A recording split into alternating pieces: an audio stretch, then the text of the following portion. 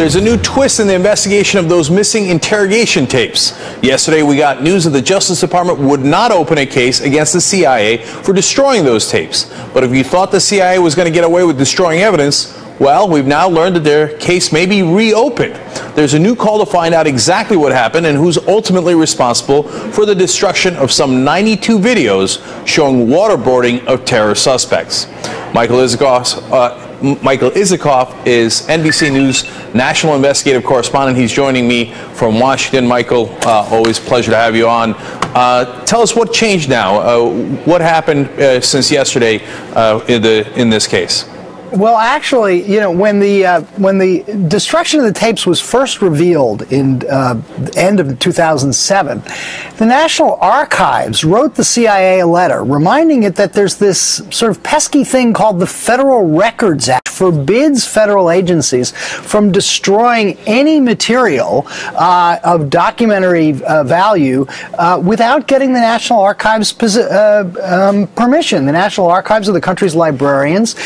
There's no question that documentary material under the Federal Records Act is defined broadly to include material regardless of physical form or characteristics. It includes video. And the National Archives said, hey, you never got our permission to destroy this. What's up, CIA? The CIA wrote back at the time saying, listen, we really can't answer because there's this criminal investigation going on, and we'll let you know when that's over. Well, this week, the Justice Department announced that that criminal investigation of the destruction of the tapes was over. So the National Archives, I checked with them yesterday, and they said, sure enough, this is back on our radar screen. We're not going to let this matter drop. It intends to press the CIA and demand answers as to how it complied with the Federal Records Act. Michael, why did the Justice Department drop the case in the first place? I mean, I can't remember a case that's more clear destruction of evidence.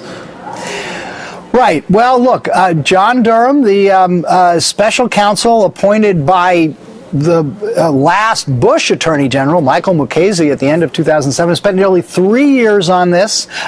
He was focused on whether or not it could be proven that this material was wanted in a criminal case, in an ongoing legal proceeding. And if it can be shown that that the CIA officials who destroyed the tapes knew that and did so deliberately to conceal the tapes from that legal proceeding, he might have a criminal case.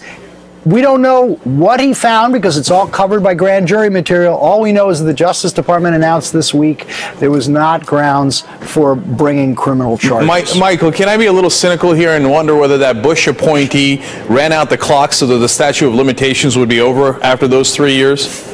Well, it is worth pointing out that that Bush appointee, John Durham, a career prosecutor, has worked for the last almost 2 years now for Eric Holder, the Democratic Attorney General appointed by President Obama. And he had to report on what he was up to and what his findings were to Eric Holder, and it was the Justice Department in Washington that made the announcement. And Michael, you're very right about that, and Eric Holder and Barack Obama are the same people saying, oh, we're never going to look backwards. If you committed a crime in the past, you're scot-free. You're free to go, okay? At least if you were in the Bush administration. So they seem to have a confluence of interest there. But now the ACLU isn't buying. We haven't been very aggressive on that front, and President Obama made that clear early on last year. Yeah, but I do not want to look backward. Yeah, I would love if that applied. I wouldn't love it, actually. I'd hate it, but it would be funny if it applied to, other crimes. Oh, I robbed a bank yesterday, but don't look backward. That's yesterday. Just look forward. All right, just real quick, Michael, ACLU's got an interesting point here, too, with Bush. They're saying he admitted, apparently, a war crime. Is any chance Eric Holder takes up the ACLU's offer to prosecute?